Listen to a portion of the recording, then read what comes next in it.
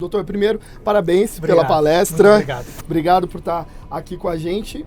E, doutor, vou começar com o tema mais abordado ali, que foi a questão dos erros comuns, né? Quais são os erros comuns que os oftalmologistas têm cometido com as lentes tóricas? Bom, um dos erros mais comuns é o oftalmologista olhar a refração e achar que pela refração ele pode escolher a lente tórica. Não pode, é um nomograma. Então ele tem que colocar todo mundo no nomograma, tem que colocar numa calculadora de tórica. Então, se você vê ali o paciente com menos meio, às vezes ele pode precisar. Por exemplo, se for menos meio contra a regra, vai precisar. Menos meio a favor da regra, não. Outro erro muito comum é o paciente ter um olho seco e você não tratar o olho seco, porque você vai dar uma lente tórica errada, né? E outro erro que eu observo muito na prática é que alguns colegas não têm o topógrafo. Certo. E só tem o biômetro. Se você usa só o biômetro, às vezes você erra. Então o ideal é você olhar na topografia, se a topografia está dando aquilo lá que o biômetro está dando. Sim, entendeu? doutor, eu achei assim super interessante na tua palestra quando você falou, a gente coloca todos os pacientes na calculadora, independente de quem seja, independente das características e das necessidades do paciente. E eu acho que essa é uma dica super bacana para você que está aí nos ouvindo agora, né? Porque realmente vai reduzir o risco, né, doutor? Muita gente pensa, se você não faz essa abordagem, primeiro você faz um pré-julgamento do paciente. Sim. E isso está errado, né? Você tem que dar para o paciente o que há de melhor. Ele vai escolher se ele faz ou não. Quando você coloca 100% dos pacientes na calculadora, você naturalmente vai aumentando o seu índice de colocação de lente tórica.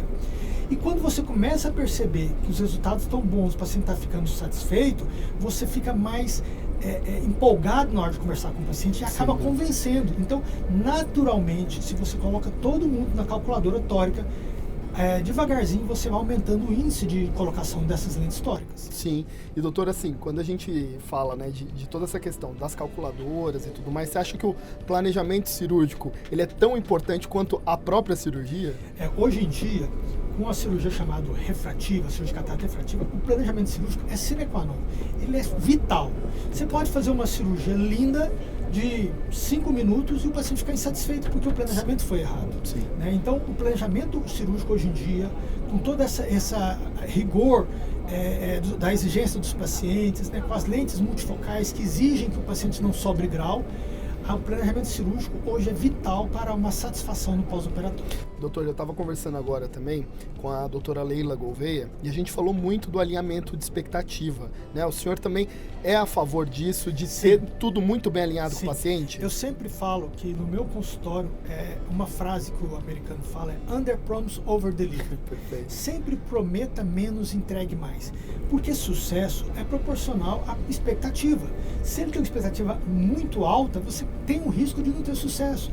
Então, se você diminuir um pouco dessa empolgação, tudo que ele alcançar no pós-operatório de melhor, ele não vai reclamar, porque está melhor do que ele estava esperando. Sem dúvida. Agora, se tiver menos do que você combinou com ele, ou menos do que ele achava, é um caminho grande já para insatisfação. Então, sempre alinhe a expectativa do paciente. Às vezes o paciente tem uma expectativa irreal. Ele acha que vai voltar a ter 18 anos. E não é assim mesmo com lentes fantásticas como a Galaxy. Você, em óptica física, there's no lunch free. Não existe almoço de graça. Você, para ter uma visão de perto, você perde o contraste. Então você tem que conversar isso com o paciente. Um pouco de diálogo, todo mundo vai ter, você tem que explicar isso. Sim. Então sempre abaixar um pouco a expectativa é um dos segredos de um sucesso pós-operatório. Perfeito, perfeito. E doutor, assim, como que hoje, né, o que você tem feito para cada vez mais ter uma previsibilidade refrativa melhor, né? Quais são os pontos que você acha principal para ter uma previsibilidade refrativa? Bom, primeira coisa, ter um bom biômetro, né, um bom aparelho, de preferência de Swap Search, de OCT, que dê o lens thickness, a espessura do cristalino, que dê o branco a branco, a paquimetria central. Use uma fórmula de quinta geração e não as fórmulas antigas. Use mais de uma fórmula, porque nenhuma fórmula é soberana. Né? Seja metódico. Se você perceber que os dados estão imprecisos, repita o exame. Veja se o paciente não tem olho seco, não tem pterígio, não tem distrofia de Coogan. Então, trata tudo primeiro. Então, primeiro, um bom biômetro, várias fórmulas de última geração, né? E você ser metódico em tudo que você vai analisar.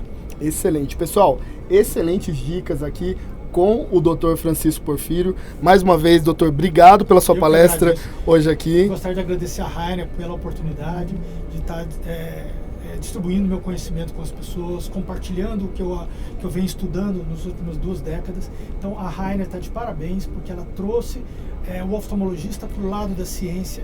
Quem sai lucrando é o paciente, porque o resultado é melhor. Então, muito obrigado pela Rainer, muito obrigado pela sua entrevista, me deixou muito à vontade.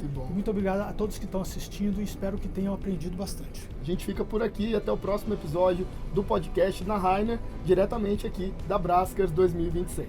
Muito obrigado.